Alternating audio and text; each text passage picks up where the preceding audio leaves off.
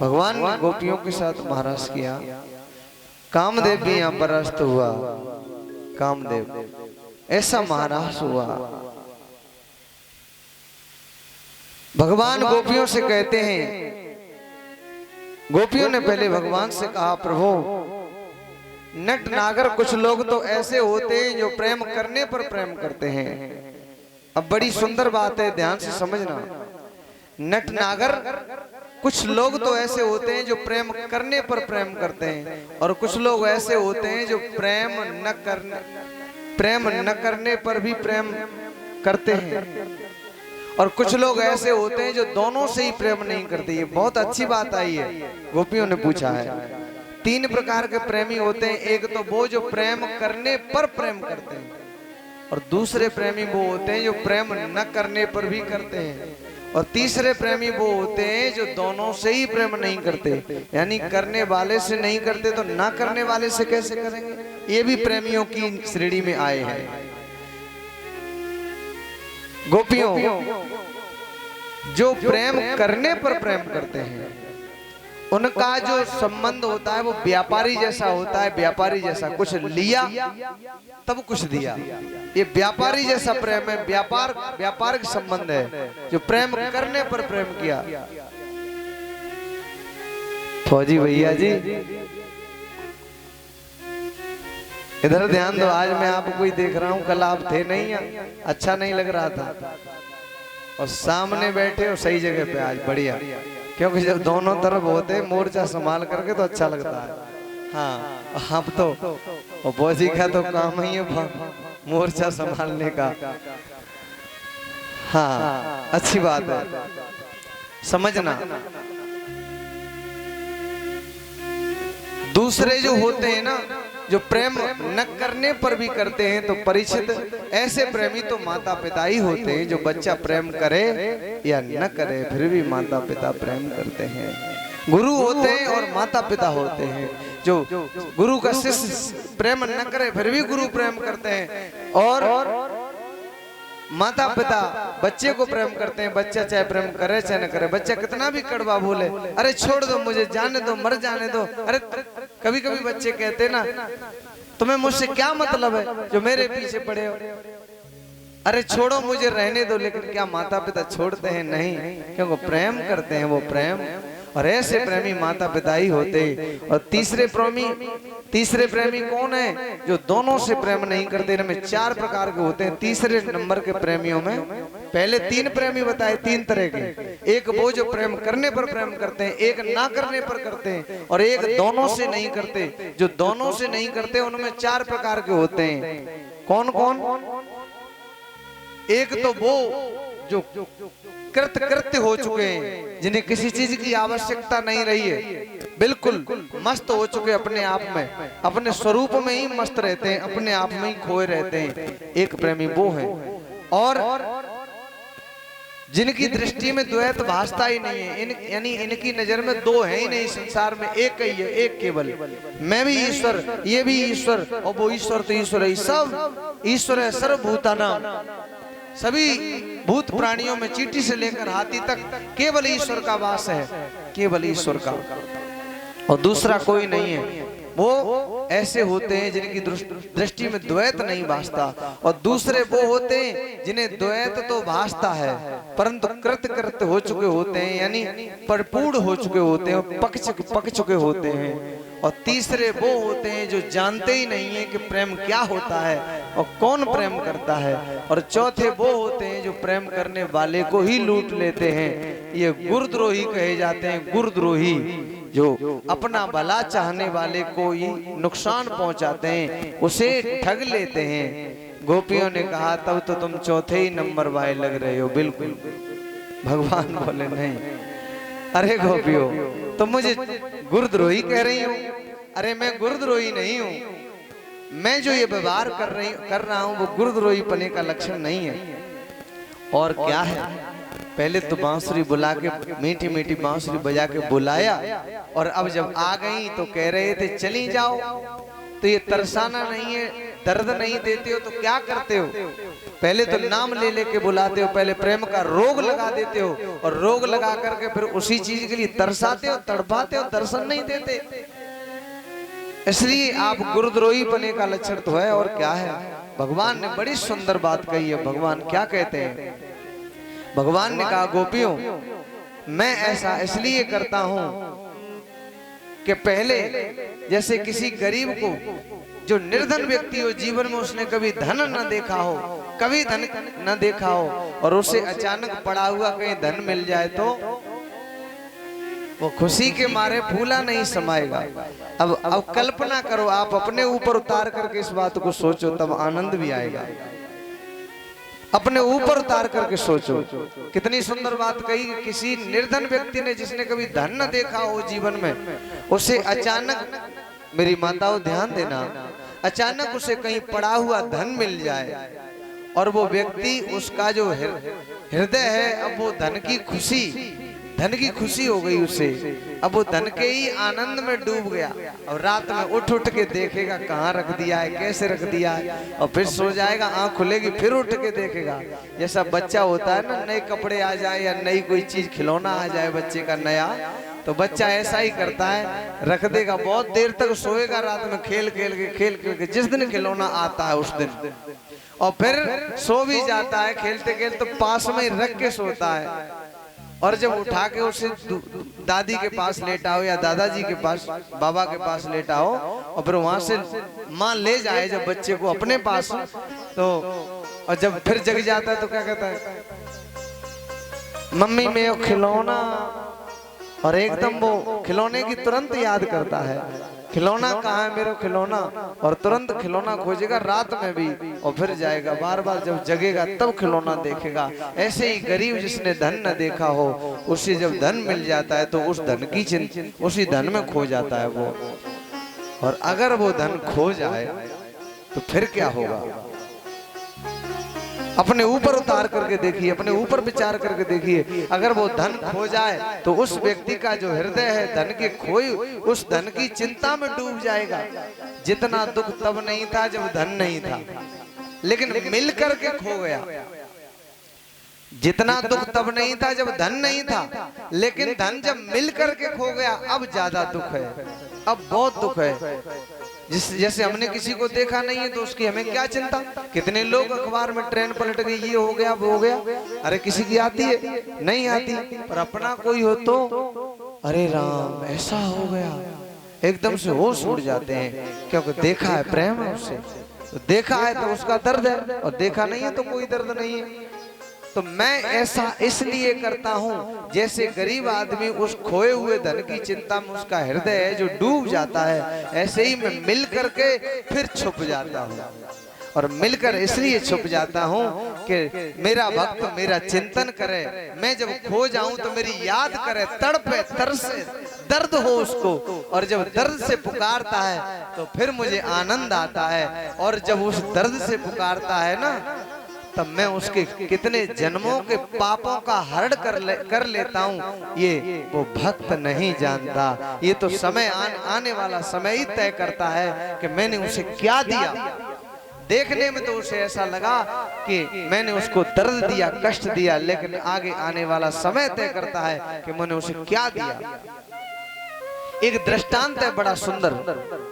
एक बार की एक बात है, एक व्यक्ति एक पेड़ के नीचे लेटा था, और एक पेड़ के नीचे आराम से लेटा था, सेब का पेड़ था, सेब का, मस्त सो रहा था। और तभी एक हट्टा कट्टा मोटा आदमी आया और उसने लिया डंडा, और इतनी जोर से वो जो आदमी लेटा था उसमें दे डंडा दे डंडा दे डंडा, और लात मारी, घूंसा मार, लात मार, घूंसा मार, और कहा चल उठ भाग यहाँ से। अब वो व्यक्ति भागने लगा। उसने सोचा कि अब नहीं छोड़ेगा, किसी प्रकार अब नहीं छोड़ेगा।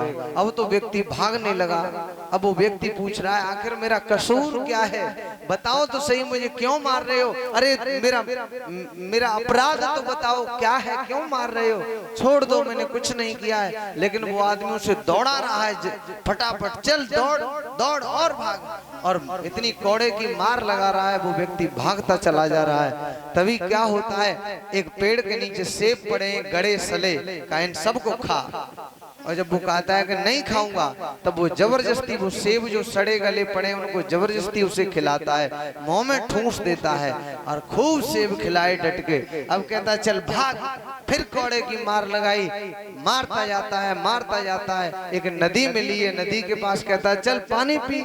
का पानी नहीं पिया जा रहा मुझ पर, अब मुझ पर चला नहीं जा रहा, छोड़ दो मैं मर जाऊंगा। लेकिन वो व्यक्ति नहीं छोड़ रहा, उस व्यक्ति को पूछता है कि आखिर में मेरा अपराध क्या है, लेकिन वो अपराध नहीं बताता। चल पानी पी। जब पानी पीने नहीं बैठा तो गर्दन पकड़ के झुका के और कहा पानी पी, और जबरदस्ती इतना पानी पिला दिया, और पी, इतना पानी पिला दिया कि उसे इतनी जोर की उल्टी आई, इतनी जोर की उल्टी आई कि उल्टी पर उल्टी, उल्टी पर उल्टी। तभी क्या देखा है, उसी उल्टी के साथ में उसके मुख से सर्प निकला है, सर्प बड़ा भयानक। और उस आदमी ने कहा अब देख,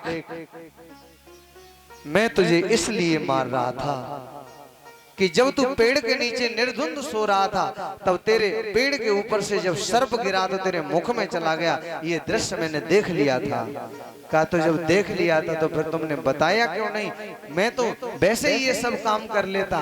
तो उस व्यक्ति ने कहा तू ऐसा नहीं कर पाता, मुझे पता है, अगर मैं तुझे पहले ही बता देता कि तेरे पेट में सर्प चला गया है तो तू इतनी देर जीवित नहीं रहता, वहीं मर गया होता तुरंत उसी जगह पर। इसलिए मैंने तुझे बिना बताए तेरी भलाई के लिए ये सब किया है।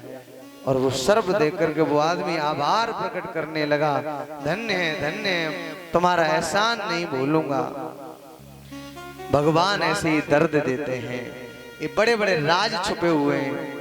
मेरी माताओं, मेरी बहनों, अगर कोई जल में नदी में डूब रहा है, उसके बाल पकड़ करके खींच के निकालो तो फिर क्या कहोगे, इस व्यवहार को क्या कहोगे। अगर कोई व्यक्ति नदी में डूब रहा है और उसका कोई अंग पकड़ में नहीं आ रहा, निकालने में असमर्थ हो रहे हो, तो बाल उसके पड़ गए हाथ में और बाल पकड़ के ही उसे निकाल लिया और वो व्यक्ति बच गया। अब इसे क्या कहोगे बताओ, अच्छा कहोगे या बुरा कहोगे। अब वो व्यक्ति ये कहे कि तुमने मेरे बाल इतनी जोर से खींचे, कितना दर्द हुआ, तुमने मुझे पीड़ा दी। अरे पीड़ा दी, पीड़ा क्या दी, पीड़ा कुछ भी नहीं थी, जीवन दे दिया, जीवन।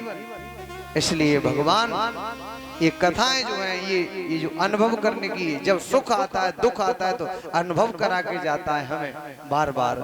तो वो सुख जो है वो कुछ न कुछ दे के जाएगा हमारी भलाई के लिए, वो दुख जो है वो भलाई के लिए ही है।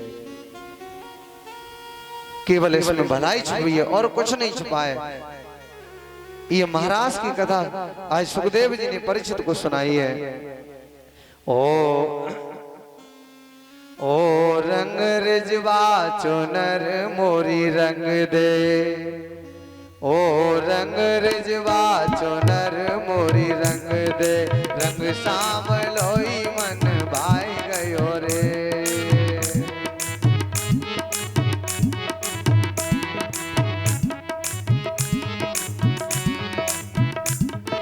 ओ रंग रिजवा चुनर मोरी रंग दे, ओ रंग रिजवा चुनर मोरी रंग दे, रंग सांवलोई मन भाई गयो रे।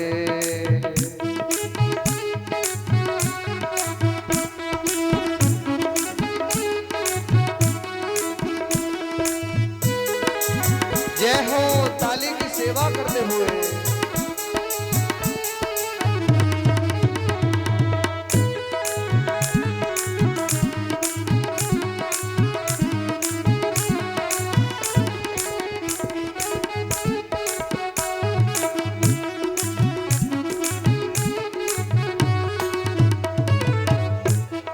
रंग सामलोई मन भाई गयो रे, रंग सामरोई मन भाई गयो रे, रंग सामरोई मन भाई गयो रे, रंग सामरोई मन भाई गयो रे।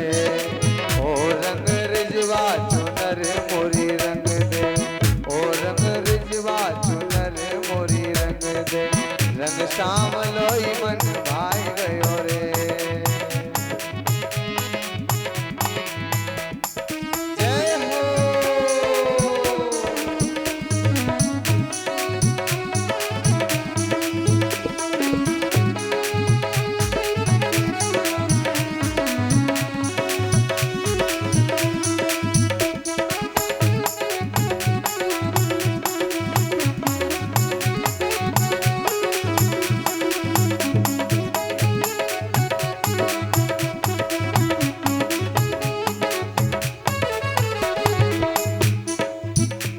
जन्म की मैली चुनरिया सामरे रंग में रंग दे संवरिया, सामरे रंग में रंग दे संवरिया। जन्म जन्म की मैली चुनरिया सामरे रंग में रंग दे चुनरिया, सामरे रंग में रंग दे चुनरिया। भक्त कहता है मेरे प्रभु ये चूनर जन्म जन्म की मैली है, आपने भेजा मैंने इसमें दाग ही लगाया है और कुछ नहीं किया है। ओ रंग रिजवा चुनर मोरी मैली, ओ रंग रिजवा चुनर मोरी मैली, रंग सामलोई अपनाए लियो रे, सामरोही अपनाए लियो रे। ओ रंग रिजवा चुनर मोरी रंग दे, ओ रंग रिजवा चुनर मोरी रंग दे, रंग सामलोई मन भाई गयो रे। जय हो।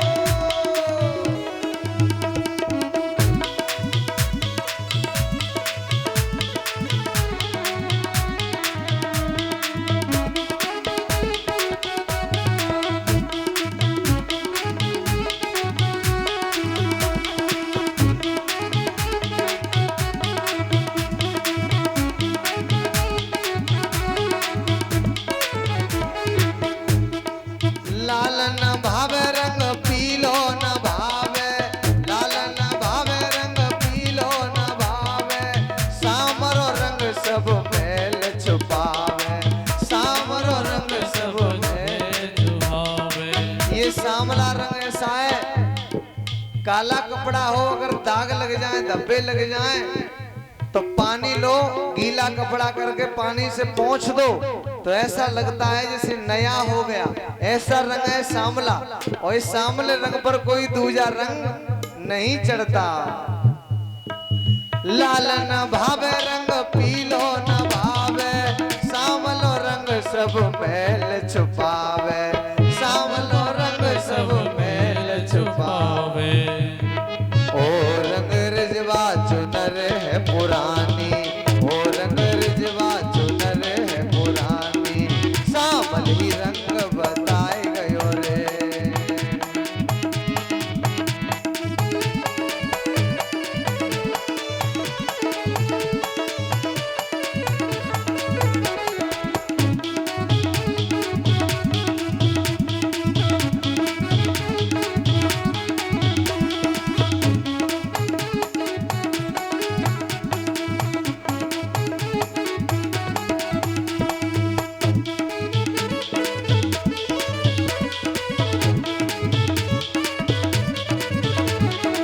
हरि बोल।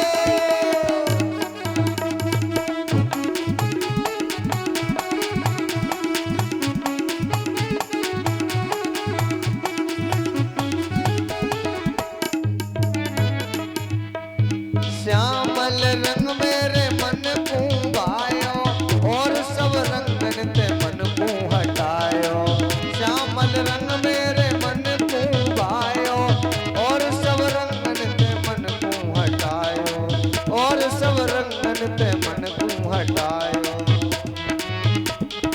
ओ रंग रिजवा चुनर मेरी जीनी, ओ रंग रिजवा चुनर मोरी जीनी, ओ रंग रिजवा चुनर मेरी बीनी, रंग सामरोई अपनाए लियो रे, रंग सामरोई अपनाए लियो रे। ओ रंग रिजवा चुनर मोरी रंग दे, ओ रंग रिजवा चुनर मोरी रंग दे। जय हो।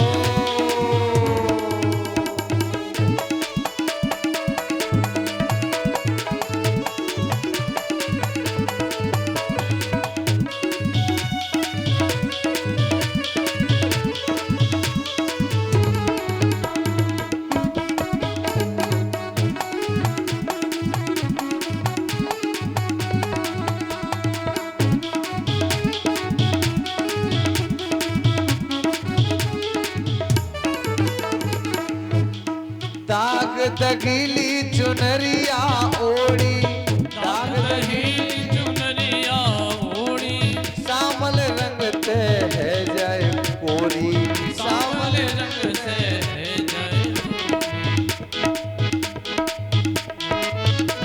चुनरिया दगीली है दगीली, और श्यामला रंग चढ़ा लो तो कोरी हो जाएगी, नई हो जाएगी, नई। दाग दगीली चुनरिया ओढ़ी, श्यामल रंग ते है जय